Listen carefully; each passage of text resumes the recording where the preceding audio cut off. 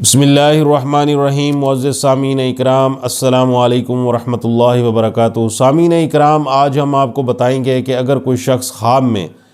شیر کو دیکھے تو اس کی تعبیر کیا ہوگی۔ ناظرین اکرام، شیر کی ایک قسم ببر شیر ہے، ببر ایک قسم ہے، اور خواب میں ببر شیر کا دیکھنا حضرت علامہ ابن سیرین رحمۃ اللہ علیہ نے فرمایا ہے کہ خواب میں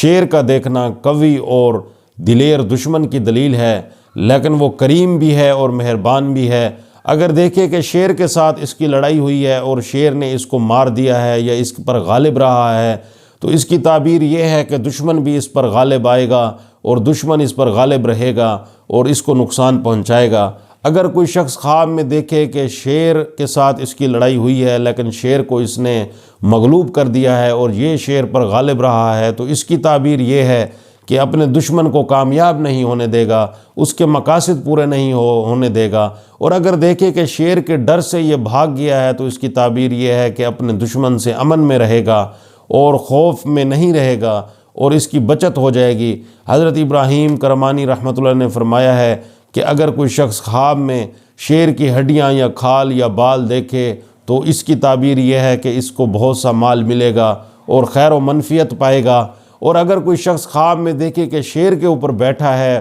اور اس پر سواری کرتا ہے، تو دلیل ہے کہ دشمن اس کا تابع دار ہوگا اور اس کو کوئی نقصان نہیں پہنچا سکے گا۔ تو معزز سامعین اکرام، اگر آپ کو ہماری یہ ویڈیو اچھی لگی ہے